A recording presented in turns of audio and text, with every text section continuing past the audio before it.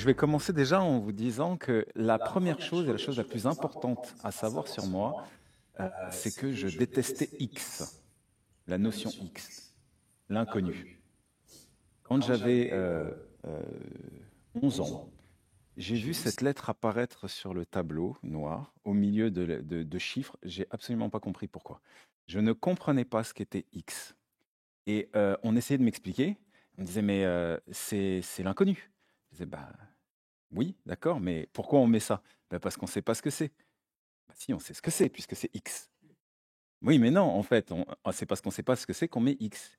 Bah si, on sait ce que c'est la lettre X. Je n'arrivais vraiment pas à comprendre ça. Et j'ai fait ce que toute personne censée fait dans ce moment-là, surtout quand on est enfant, j'ai abandonné les maths. Et ma mère, qui n'avait pas l'intention de me laisser abandonner les maths, m'a fait prendre des cours de maths le samedi matin. Avec oui, oui, et très sympa, justement. Mais ce qui est super, c'est qu'elle m'a fait je viens de Cergy et c'est une ville dans laquelle il y a c'est une ville étudiante dans laquelle il y a beaucoup d'étudiants et certains donnaient des cours. Donc du coup, elle nous a envoyés, avec ma sœur prendre des cours le samedi. Ça a duré quelques samedis, mais ça a été, suffisant pour tout ce que je vais vous raconter là. Je suis arrivé au départ et l'étudiant qui a commencé à donner les cours, il a essayé sur un ou deux cours à faire de la même manière. X, c'est l'inconnu, etc. Puis moi, j'étais là, oui, oui, je sais, mais visiblement, on ne parle pas la même langue. Et je l'ai vu se gratter un petit peu la tête. Et la séance d'après, il m'a demandé exactement, qu'est-ce que tu aimes faire? Qu'est-ce que tu fais? Alors moi, je voulais dessiner. Je dessinais et je voulais faire ça, surtout dans ma vie. Et j'aimais les arts plastiques. Et puis, il m'a demandé, mais du coup, si là, je te dessine une boîte et qu'on ne sait pas ce qu'il y a à l'intérieur, qu'est-ce que tu mets comme signe dessus? Ça, pour moi, c'était très facile, hein. Un point d'interrogation. Les BD, l'image, le point d'interrogation. Génération, on a lu beaucoup de Tintin. Bon, c'était très clair pour moi. Point d'interrogation. Il m'a dit, ah, c'est super. Et si je te donne une feuille, il m'a donné une feuille à 4. Il m'a dit, est-ce que tu peux me fabriquer un point d'interrogation avec cette feuille-là? Je ne voyais pas où il voulait en venir, mais ça m'allait très bien, je pouvais jouer. Donc j'ai fabriqué un point d'interrogation avec cette feuille. Il m'a dit, ok, très bien, bravo. Euh, Après, il m'a dit, est-ce que tu peux transformer ça en X? J'ai regardé, j'ai essayé, bon, et le point de détail, c'est que je pouvais pas utiliser ni de colle, ni de ciseaux, ni rien.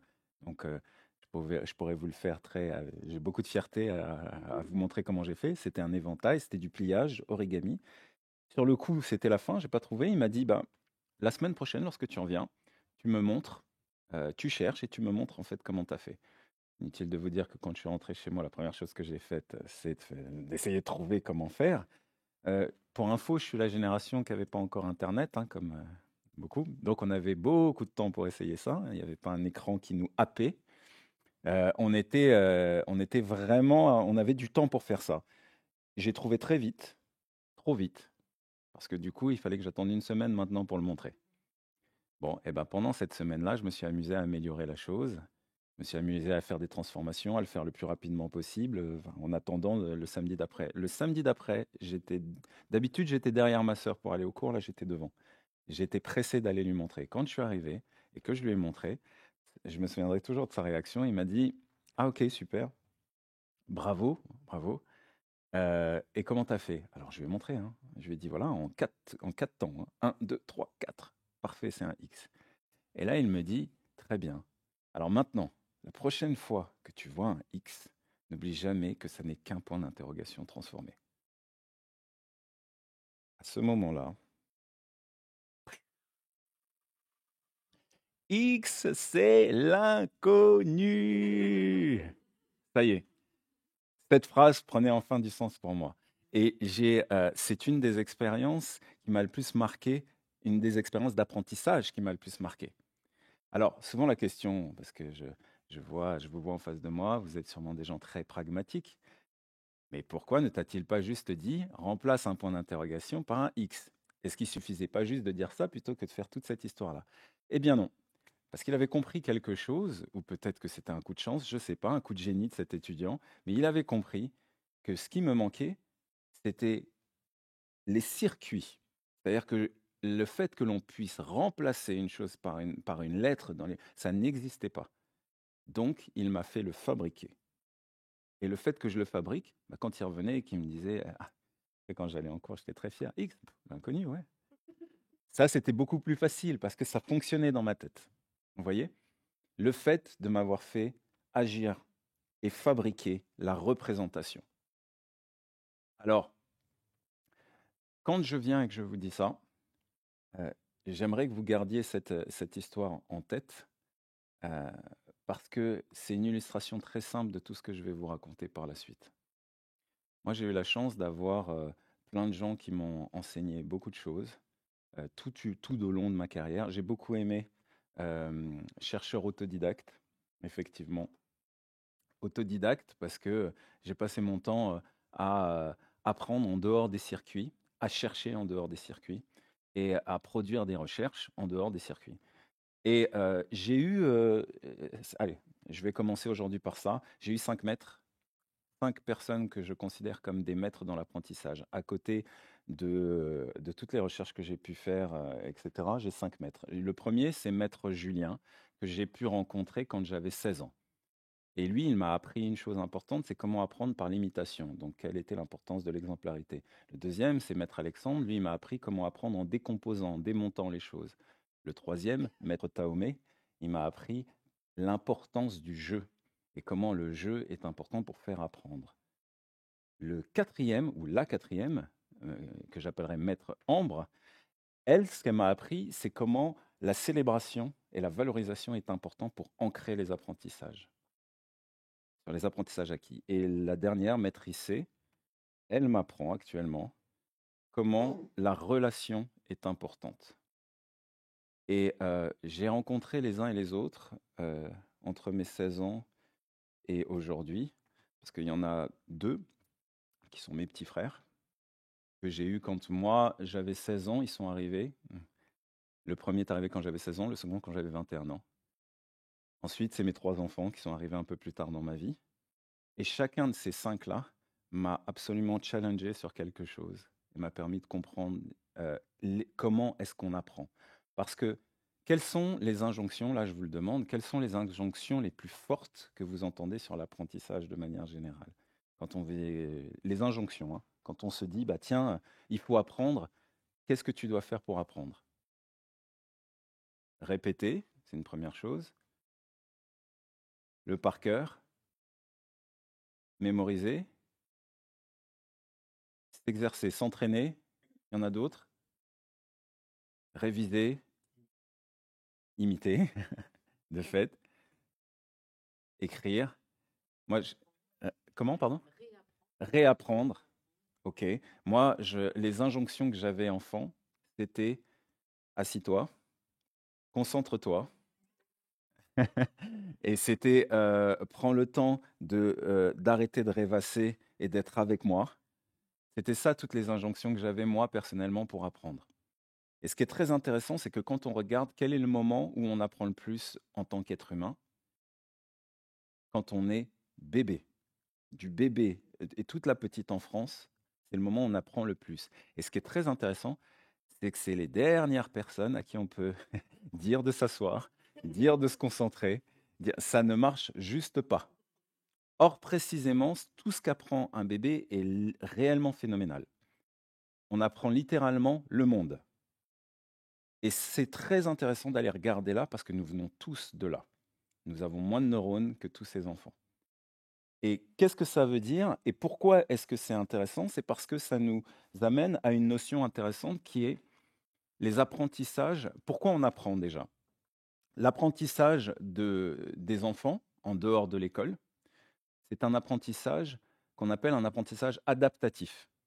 Ça veut dire on apprend pour s'adapter au monde. Ça, c'est un apprentissage qui est euh, sans effort, sans douleur, facile, et qui se fait, entre guillemets, j'ai envie de dire, naturellement, même si je n'aime pas beaucoup le mot naturel, on pourra en reparler. Mais en tout cas, c'est quelque chose qui se fait sans effort. Les enfants, que vous soyez là ou pas, ils vont apprendre. C'est des machines à apprendre. La question, c'est la limite de ça, c'est qu'ils vont apprendre ce qu'il y a dans leur environnement. Il y a très peu de chances qu'ils apprennent les trous noirs si quelqu'un n'est pas en train de... les trous noirs dans l'univers, si quelqu'un ne vient pas leur apprendre cette notion-là. Et ces notions plus loin, on appelle ça les apprentissages non adaptatifs. Et ça, c'est dur, ça demande des efforts, ça demande de pousser. Et c'est là où est le rôle des accompagnants. Alors toute la question, c'est quand on va toucher des notions qui sont plus loin que notre environnement direct, comment est-ce qu'on fait pour avoir la même facilité, la même joie, la même posture que quand on est dans des apprentissages adaptatifs. Et tout l'enjeu est de trouver ça. Et moi, ma réponse, elle est, vous le devinez, en mettant le corps en mouvement. Le fait de se mettre en mouvement, quand on apprend quelque chose, ça nous permet de faire quelque chose qui est d'être totalement présent à ce qui se joue et de libérer le cerveau pour ça. Alors, je vais vous faire quelque chose de très simple. Pour ceux qui se demandent, qui sont dans la salle et qui se demandent à quoi servent ces bonbons. Je vais vous faire une petite notion, vous donner une petite notion de science cognitive. Alors,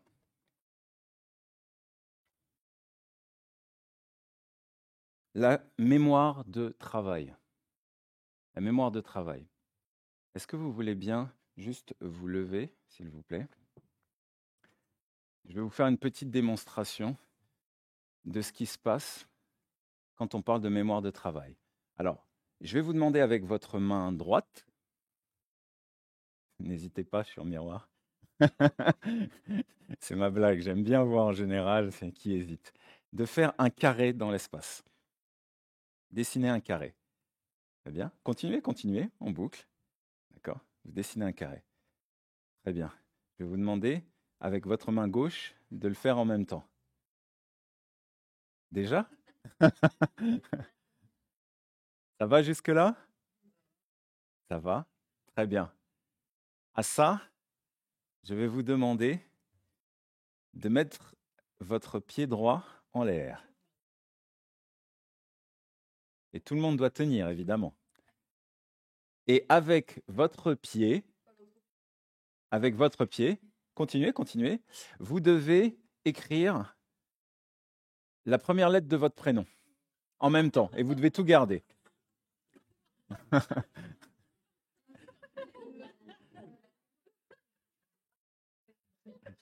OK. Est-ce qu'il y a une super-héroïne ou un super-héros qui a réussi à faire ça? Non? Personne? OK, très bien. Donc on est tous humains. Ce que je viens de vous faire expérimenter, merci, vous pouvez vous rasseoir. Je viens à l'instant de vous faire une métaphore de ce que c'est qu'une surcharge de la mémoire de travail. D'accord? La mémoire de travail, par rapport à la mémoire, on va dire à long terme, ça traite des souvenirs qui se sont passés il y a 30 secondes, d'accord? Et qui nous permettent de pouvoir justement fonctionner. C'est un petit peu comme la mémoire vive de vos ordinateurs. D'accord? Maintenant, lorsque vous pensez quelque chose ou lorsque vous vous mettez à faire une tâche, et surtout dans l'apprentissage, vous allez envoyer ce qu'on appelle de la charge cognitive. La charge cognitive, c'est la ressource qu'il y a sur votre cerveau, qui s'exerce sur votre cerveau. Et donc, par exemple, je vais commencer par celui-là. Il y a 3 types de charges cognitives en même temps. Celle-là, on va dire que c'est la charge de travail, la charge cognitive intrinsèque. Voilà, il y a des gros mots qui arrivent là, attention. Charge cognitive intrinsèque. Ça veut dire que c'est la ressource dont votre cerveau, a besoin pour accomplir une tâche. D'accord? On la remplit à ce niveau-là. Maintenant, il y a une deuxième charge cognitive en même temps, surtout quand on est en train d'apprendre, c'est la charge cognitive essentielle. Ça veut dire que pendant que je suis en train de faire quelque chose, eh bien, mon cerveau l'engramme, apprend. Et pour ça, il a aussi besoin de ressources et il a aussi besoin de cette charge cognitive. Donc, on va en mettre. D'accord? Est-ce que ça marche? Allez, on va aller jusque-là. Bravo. Vous voyez, je me mets en danger pour faire Jamie. Là, le troisième, d'accord, c'est ce qu'on appelle la charge cognitive extrinsèque. Ça, ce sont toutes les questions qui ne sont pas nécessaires directement à l'apprentissage et qui demandent aussi de la charge cognitive et donc de la ressource de votre cerveau. Allez, let's go. On en est. OK. Vous voyez, en fait, là, vous avez réparti. Au début, il n'y avait que ça. C'était la charge cognitive sur votre cerveau. À partir du moment où vous vous êtes mis à apprendre, il y a de la charge cognitive qui est montée. Ça fait monter la pression sur le cerveau. Et puis là, on vous a demandé de faire d'autres choses pendant ce temps-là, et ça a fait encore monter la charge cognitive sur le cerveau. D'accord? Cette charge cognitive-là, en fait, c'est ce qui se passe quand je vous demande de faire une tâche, d'en faire une deuxième, d'accord? Carré, votre corps fonctionne d'une manière, puis d'un coup, je vous demande écrivez votre prénom avec votre pied. Ça n'a rien à voir avec ce qui se passe, et d'un coup, votre cerveau ne sait plus comment fonctionner parce que vous êtes en surcharge. Donc toute la question, c'est à votre avis sur ces trois-là, quelle est la part qu'on doit réduire? Lequel on réduit? Celui qui nous permet de faire la tâche, celui qui nous permet d'engrammer, celui qui nous permet de traiter en même temps d'autres questions parallèles. Le troisième, celui-là? OK, et on le met où? On, on le mange? Pas encore. On le met dans le premier ou dans le deuxième?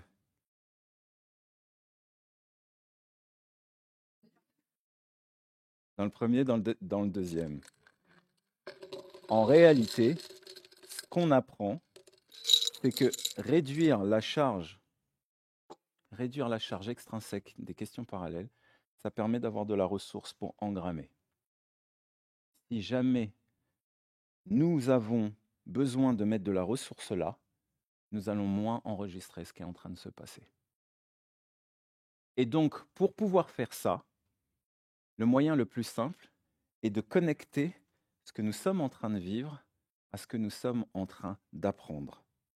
Or, ce que nous faisons depuis qu'on est enfant, parce qu'on a eu besoin de sortir, si vous avez suivi, on a eu besoin de sortir des apprentissages adaptatifs directs, on a créé beaucoup de charges extrinsèques en disant ouvrez votre livre, page 72, du sujet que nous avons vu la semaine dernière.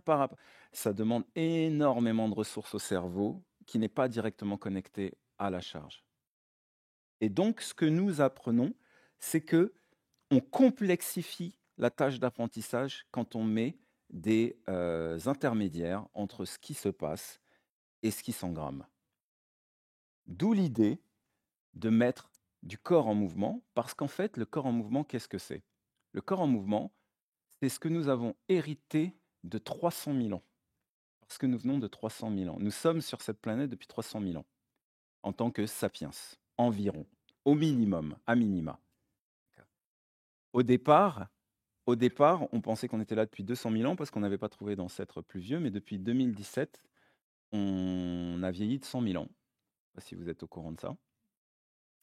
Il faudrait le savoir, parce que c'est quand même un certain âge. 100 000 ans de plus. C'est important parce que 100 000 ans, ça veut dire 300 000 ans environ. Ça veut dire que nous sommes sortis de la préhistoire il y a environ 6 000 ans. On est là depuis 300 000 ans, on est sorti de la préhistoire il y a 6 000 ans. Est-ce que vous voyez ce que ça veut dire? Ça veut dire que 98% du temps qu'on a passé sur cette planète, nous l'avons passé dans la préhistoire. En sachant que nous n'étions absolument pas calibrés pour survivre. On n'avait pas de crocs, on n'avait pas de griffes, on n'avait pas d'ailes qui nous permettaient de nous enfuir par le ciel, on n'avait pas la course la plus rapide.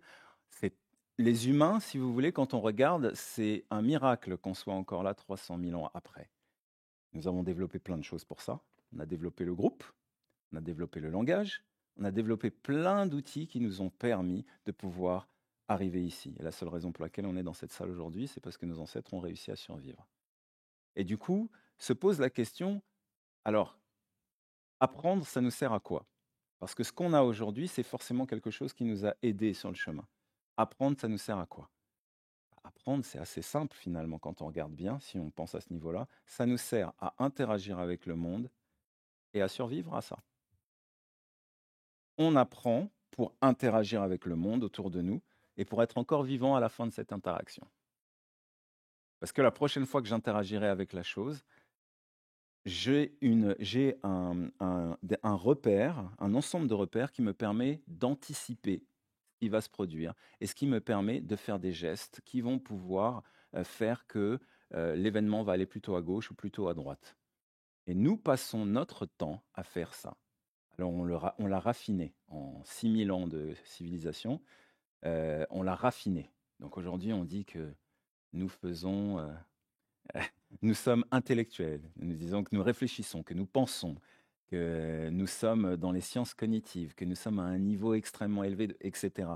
Mais à un niveau premier, ce que nous faisons, c'est que nous rencontrons des événements, nous cherchons à comprendre quel impact ces événements vont avoir dans notre interaction et quels gestes on peut faire pour faire en sorte que, au final, ça soit favorable et qu'on puisse survivre. Apprendre, c'est ça.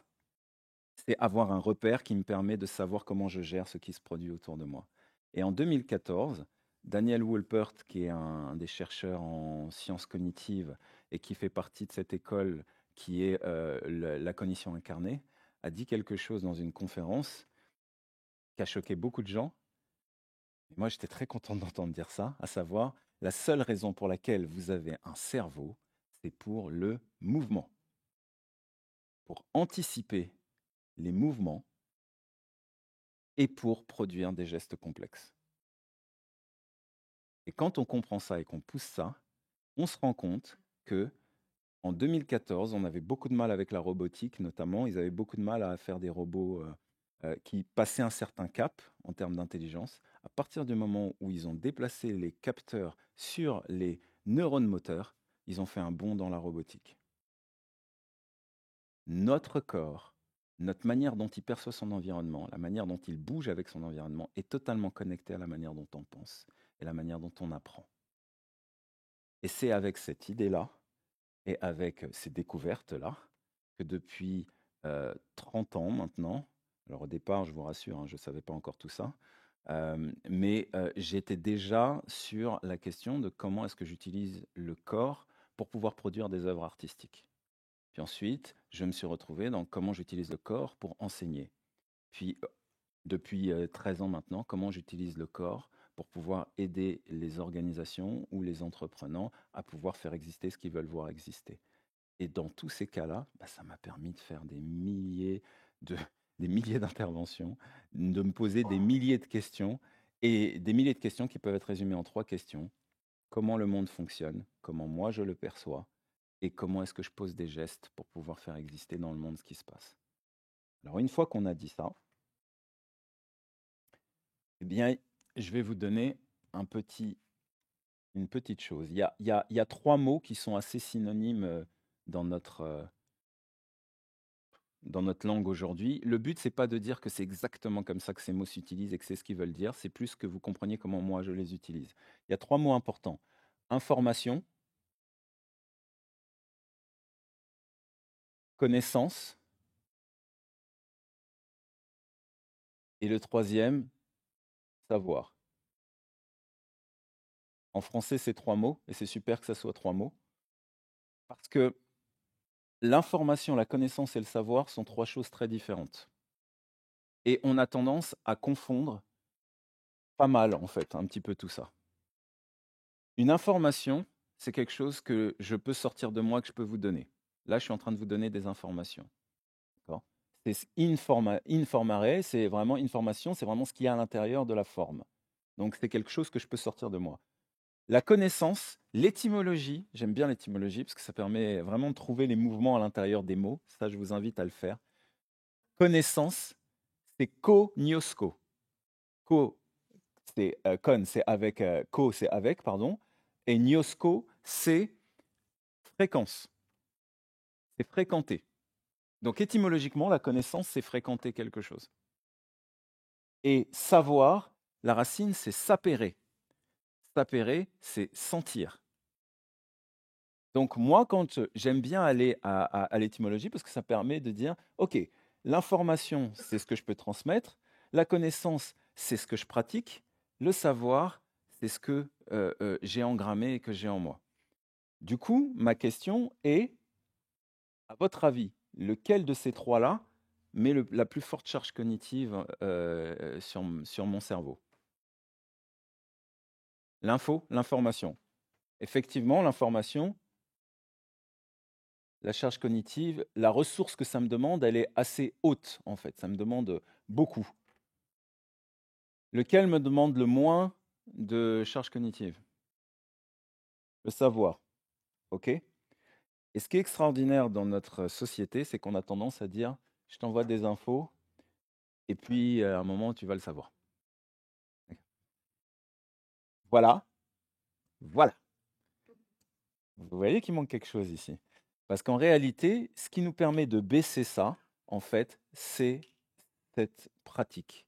Et une pratique, c'est par itération. On teste, on a des feedbacks, on recommence, on teste, on a des feedbacks, on reteste, on teste, on a des feedbacks, Et à force de faire ça, c'est comme ça que l'information s'engramme. Essai-erreur, le fameux essai-erreur. Et c'est comme ça, de cette manière, qu'on fait baisser la charge cognitive au fur et à mesure pour arriver là. La pratique, la praxis, en fait, elle est très importante pour apprendre et pour pouvoir faire en sorte que ça, on n'ait plus besoin du tout d'utiliser de la ressource. OK? Ça vous donne le cadre de référence. Ça va jusque-là? OK, très bien. Maintenant, de manière concrète, dans un, comment est-ce que j'utilise ça? Comment vous vous mettez, vous, en situation de pouvoir apprendre?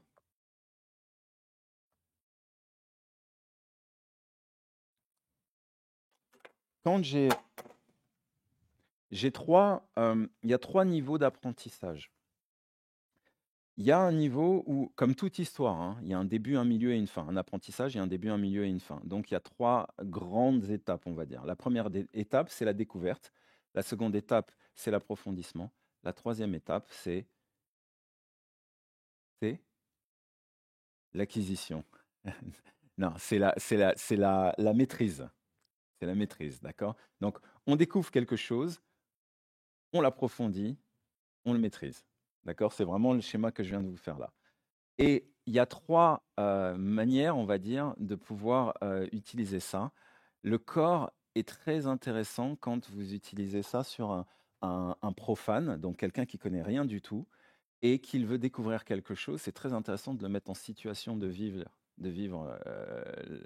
ça et de le découvrir. Je vais vous donner un exemple tout bête. Par exemple, j'avais une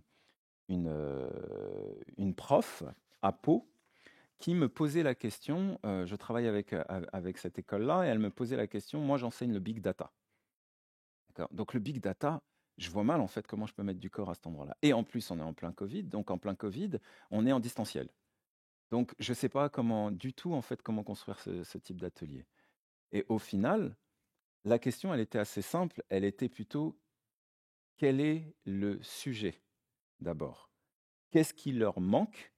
Et ensuite, comment est-ce que je fais en sorte que ça, ils puissent aller l'étudier? Donc elle me disait, bah, le sujet, en fait, c'est le big data, mais la plupart des gens, ils comprennent déjà pas en fait ce que ça veut dire, ni comment, et je lui disais, bah, du coup, de quoi tu as besoin? Quelle est l'importance pour toi de leur faire apprendre? Bah, c'est qu'ils comprennent déjà ce que c'est qu'une data.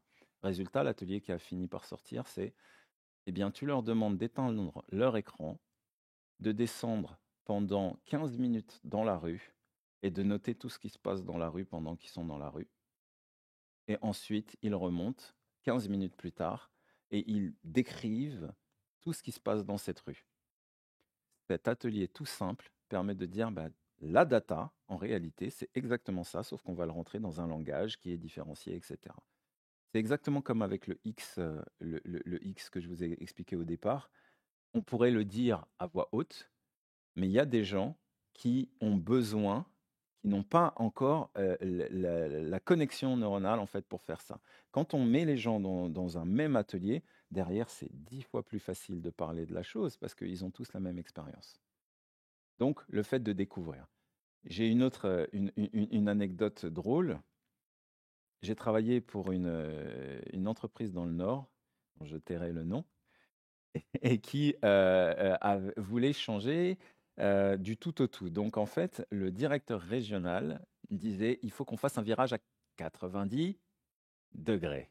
Ça, je l'ai rencontré plein de fois, le fameux virage à 90 degrés. Et les équipes me disaient, mais c'est pas possible, en fait, le virage à 90 degrés, il veut pas comprendre qu'on peut pas le faire comme ça du jour au lendemain. Donc, tu vas voir dans la réunion, il va commencer, et à un moment donné, il va nous dire virage à 90 degrés. Bon.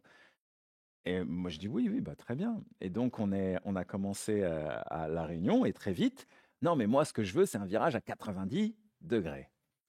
Et donc, le collègue me regarde comme ça, il a l'air de me dire, bon, bah, je t'avais prévenu, et là, ça va être un peu une obsession. Ce qui est important pour moi à ce moment-là, c'est de me dire, OK, qu'est-ce qui se joue pour lui? Qu'est-ce qu'il n'a pas? Ce qu'il n'a pas, c'est peut-être qu'il a besoin de voir concrètement comment ça fonctionne. Donc je lui dis, bah, est-ce que vous avez un moment et est-ce qu'on peut tester réellement l'atelier? Il m'a dit, d'accord, on était dans une forme de hangar parce que c'est du retail et on avait la possibilité de sortir du bureau et d'essayer. Donc je lui ai dit, bah, depuis combien de temps existe la région? Il m'a dit, ça fait 20 ans. Je lui ai dit, on va le couper en deux, vous reculez de 10 pas, vous avancez de 10 pas en courant et vous faites un virage à 90 degrés. Alors quand on dit ça, c'est osé, hein. Faut le faire, hein. Faut y aller avec, avec les chaussures et pas du tout des baskets et habillés en costume. Mais comme c'est des gens, entre guillemets, qui étaient très dans le challenge, il m'a dit oui, oui, tout à fait, tu vas voir que je vais te prouver que c'est possible. Et effectivement, au début, il n'a pas réussi. Ils n'ont pas réussi parce qu'ils l'ont tous essayé, puis ça permettait de faire un break. Et au bout d'un moment, il a fait son virage à 90 degrés. Et là, il m'a dit, tu vois que c'est possible. Je lui ai dit, oui, très bien. Mais comment tu as fait? À partir de là, il m'a dit, comment ça? Bah, j'ai tourné. Il dit, non, comment tu as fait pour tourner? Bon, d'accord. Alors, en réalité, j'avoue que je tréchouille un peu, je ralentis un peu avant de tourner. Je dis, non, mais très bien, comment tu ralentis? Il commence à réfléchir. Et il me dit, bah, sur les 3, 4 pas avant, je ralentis. Très bien. Alors, qu'est-ce que c'est qu'un premier pas qui ralentit, un deuxième pas, un troisième pas?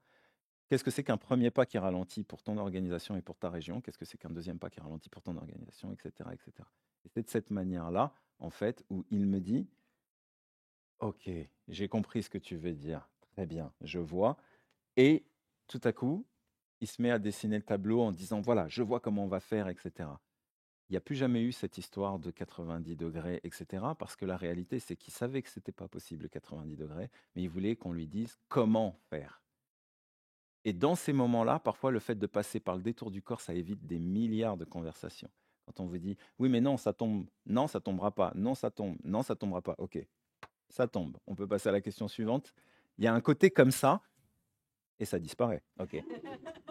Il y a un côté comme ça, en fait, très, très pragmatique, qui permet de rentrer dans des conversations. Donc, de sortir, pardon, dans des conversations et de rentrer dans des sujets. Donc, la chance que nous avons, c'est que nous allons pouvoir rentrer très vite dans un atelier, pour ceux qui sont présents, et où vous allez pouvoir expérimenter en direct ce que ça produit sur un groupe et comment ça fonctionne. D'accord. L'idée derrière ça, quand même, pour que vous ayez une notion, c'est vivre quelque chose et pouvoir le raconter ensuite. Si vous vous mettez en position de vivre quelque chose et de pouvoir le raconter, ça vous aidera encore une fois à engrammer des informations par rapport à ce qu'on s'est raconté là. Et pour savoir comment vivre une chose, je vais vous donner quand même une dernière notion, un truc que j'utilise absolument partout, qui est pour savoir qu'est-ce que je veux apprendre, je me dis, bon, bah, je voudrais apprendre telle chose. Donc ça, j'appelle ça la vision. Et actuellement, je ne le connais pas ou je ne sais pas ce que j'ai à, je n'ai pas, pardon, cette donnée-là. La question, c'est ce qui me manque. C'est très bête, pragmatique, simple, mais cette simplicité-là, en fait, c'est sur ça que vous allez construire un atelier. Pour le faire, vous allez vous dire, OK, ce qui me manque là tout de suite, c'est de comprendre, par exemple, comment dans l'intelligence collective fonctionne un groupe. Très bien. Qu'est-ce que je peux faire comme atelier? Qu'est-ce que je peux me donner à vivre qui me permet de comprendre ça? Ah, ça marche pas là tout de suite. Donc de quoi j'ai besoin?